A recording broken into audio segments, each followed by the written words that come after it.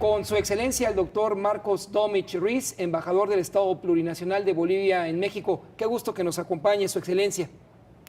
Mucho gusto y muchas gracias por esta posibilidad de explicar lo que usted me va a preguntar al pueblo mexicano a través de este tan difundido medio de comunicación y además una nueva entrevista con usted. Ya estamos, creo, acostumbrados. Señor embajador, recientemente la comunidad internacional y particularmente las naciones de UNASUR, usted las enumera en un momento, condenaron un hecho que restringió el tráfico internacional, el tráfico aéreo del señor presidente Evo Morales. El origen y la explicación. Bueno, el origen es una prohibición súbita que se presenta cuando el presidente Evo Morales está acercándose con su avión al espacio aéreo francés y le comunican que no podía pasar. Algo tan súbito, además, que se repetía en Portugal, en Italia, y en principio se habló de España, pero después es otra situación la española. El propio canciller español aclaró que en ningún momento se le prohibió, aunque hubo un acto del que voy a explicar inmediatamente.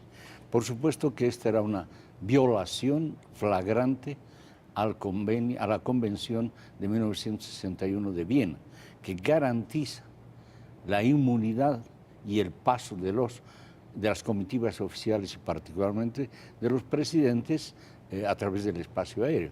Y estaban los espacios tramitados y concedidos oportunamente. Entonces resulta un acto absolutamente insólito que tiene, según lo hemos entendido, una sola explicación: el afán de intimidar a Evo Morales, intimidar al pueblo boliviano.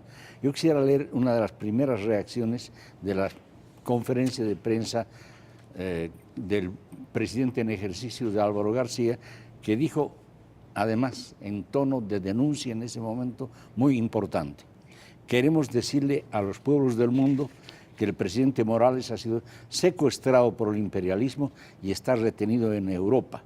Es el primer secuestrado por el imperialismo porque no se le permite atravesar el espacio aéreo de países europeos para ingresar a nuestra patria Bolivia.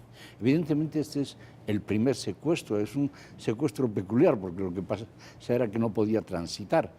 Y bueno, eso de alguna manera está bien calificado como secuestro. Y es el primero que sucede con un mandatario en Europa a instancias, por lo que se sabe, de los Estados Unidos. El presidente Correa ha denunciado muy claramente cuál era el origen de esto: una información falsa de la CIA que fue transmitida al Departamento de Estado y el Departamento de Estado a los países europeos que prohibieron el paso del presidente por su espacio aéreo. Señor embajador, vamos a la geografía. Entiendo, el presidente Morales se transitaba a Austria, se incorporaba a Francia y ahí inició la pesadilla. No, en realidad el partido de no sé cuál, de Rusia. El partido de Rusia, Ajá. Moscú, que es una distancia bastante grande, por supuesto, hasta las Islas Canarias, Correcto, donde debía haberse reabastecido. Las Islas Canarias pertenecen a la soberanía de España. Pero ¿por qué era necesario esto? Es un avión Falcon 900 de limitada autonomía de vuelo, no es un avión muy grande. no Entonces, intercontinental. No es intercontinental, necesita reabastecerse allí para pasar todo el Atlántico y llegar hasta, bueno, generalmente Brasil. Cono Sur.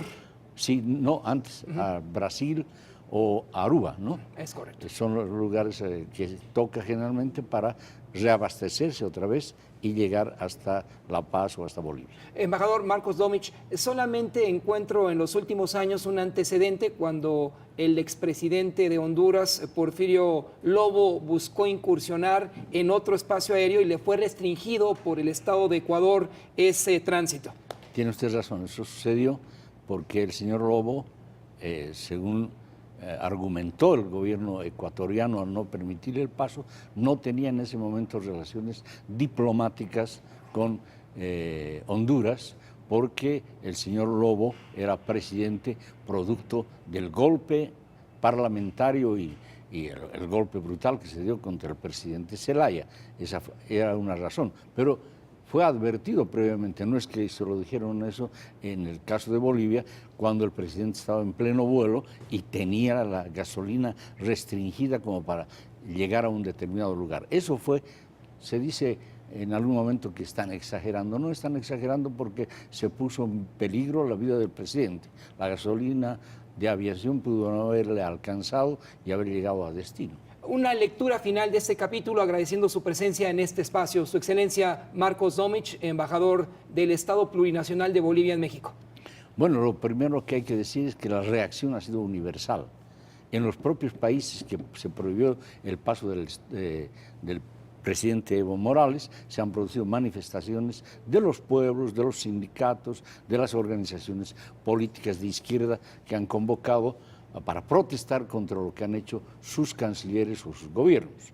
Esa es la primera reacción. Pero la reacción más importante y que a nosotros nos interesa mucho más es la reacción tan firme, tan sólida de toda América Latina en particular con el presidente Evo Morales y su gobierno. Inmediatamente después, el día jueves, esto sucedió el miércoles, el jueves se reunieron los presidentes de los países sudamericanos, 6 presidentes y, UNASUR. de UNASUR, se reunieron en Quito, me parece, sí. Perdón, en Cochabamba, y por eso se llama la Declaración de Cochabamba. Condenan el agravio sufrido por el presidente Evo Morales, que ofende no solamente al pueblo boliviano, sino a todas nuestras naciones. Es importante el decirlo de esta manera, porque esto ha creado un conflicto diplomático en realidad entre bloques, por lo menos UNASUR, y seguramente la CELAC también va a pronunciarse en ese sentido. Las prácticas ilegales de espionaje protestan contra ello, que ponen en riesgo los derechos ciudadanos y la convivencia amistosa entre naciones.